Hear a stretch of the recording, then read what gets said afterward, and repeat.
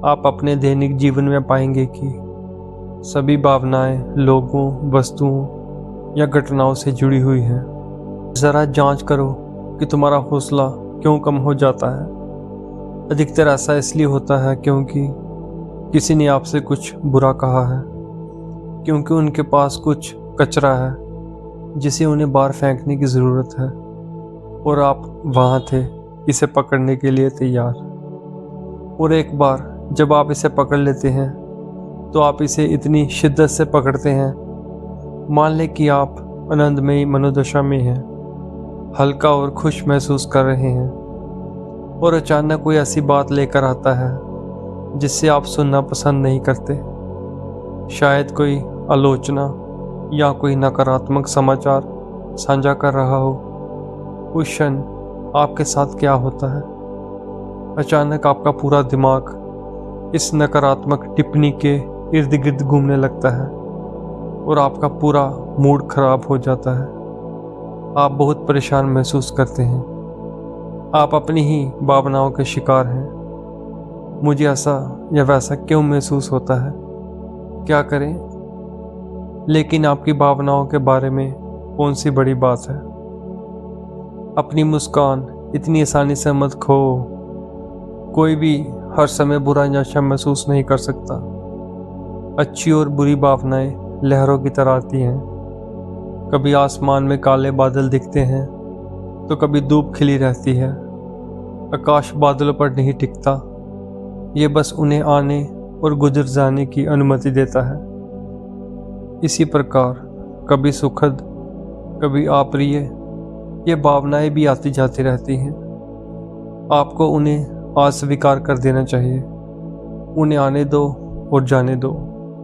स्वस्थ भावना वह है जो तब तक रहती है जब तक पानी पर खींची गई रेखा रहती है। क्या आपने देखा है कि बच्चों की भावनाएं कितनी जल्दी बदल जाती हैं? वह एक पल रो सकते हैं और अगले ही पल वो मुस्कुरा रहे होते हैं। लेकिन वयस्क लोगों को परेशान होने से उबरने में कई महीने लग सकते हैं। हालांकि हम शारीरिक रूप से बड़े हो गए हैं, हम भावनात्मक रूप से बड़े नहीं हुए हैं। दुनिया के अलग अलग हिस्सों में लोग भावनाओं को अलग अलग तरह से व्यक्त करते हैं। कुछ स्थानों पर लोग मैं तुमसे प्यार करता हूँ बहुत कहते हैं, लेकिन अंततः उस व्यक्ति से नफरत करने लगते हैं। अन्य स्थानों पर लोग अपनी भावनाओं को इतना दबा देते हैं कि वह कभी भी आई लव यू नहीं कहते, जिससे मनोवैज्ञानिक और शारीरिक समस्याएं पैदा होती हैं। जब हम भावनाओं को दबाते हैं तो ये उन्हें बड़ा कर देती हैं। जितना अधिक आप किसी चीज़ के बारे में ना सोचने का प्रयास करते हैं, उतना ही अधिक आप उसके बारे में सोचते रहते हैं। मध्य मार्ग आवश्यक है और यह तभी प्राप्त किया जा सकता है जब हम अपनी जागरूकता का विस्तार करें और जीवन को बड़े संदर्भ में देखें। हम में से प्रत्येक के भीतर कुछ ऐसा है जो भावनाओं से परे है। भावनाएं बदलती रहती हैं। कोई भी भावना सदैव एक जैसी नहीं रहती। उनकी तीव्रता समय के साथ बदलती रहती है। जब किसी जोड़े को पहली बार प्यार होता है तो वह इसका इज़हार लगातार करते रहते हैं, लेकिन जैसे जैसे समय बीतता है तीव्रता कम होती जाती है। वो प्रश्न उठते हैं, क्या तुम अब भी मुझसे प्यार करते हो?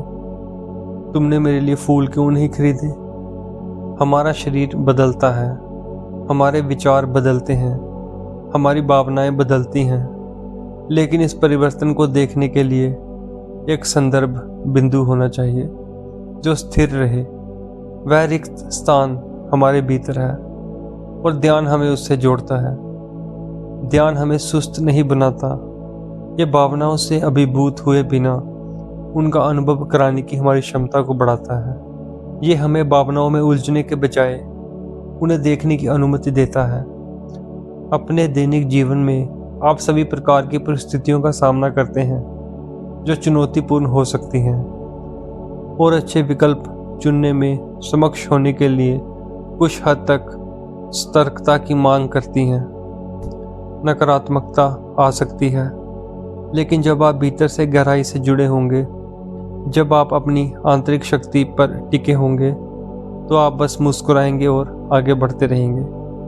मायने ये रखता है कि आप इन परिस्थितियों को कैसे संभालते हैं, खुद को कैसे ट्रैक पर रखते हैं। जब आप अपने ध्यान अभ्यास में स्थापित हो जाते हैं, तो आप पाते हैं कि विभिन्न स्थितियों और गड़बड़ी से आपका संतुलन नहीं बिगड़ता। एक नियमित अभ्यास पूरे दिन शांति, ऊर्जा और विस्तारित जागरूकता बनाए रखने के लिए तांत्रिका तंत्र को सुसंस्कृत करके आपके जीवन की गुणवत्ता को बदल सकता है। आप खूबसूरत होने के साथ साथ मजबूत भी बनते हैं। जीवन में बिना किसी शर्त के विभिन्न चुनौतियों का सामना करने में सक्षम होते हैं। अपने दिमाग को हर कीमत पर बचाएं। अगर आप अपने दिमाग को सुरक्षित रखें, तो आप किसी भी परिस्थिति पर जीत हासिल कर सकते हैं। सो दोस्तों, आज के लिए इतना ही। उम्मीद करता हूँ आपको मेरा आज का टॉपिक अच्छा लगा होगा। तो फिर मिलते हैं कल किसी नए ब्लॉग में। तब तक के लिए गुड बाय, टेक केयर।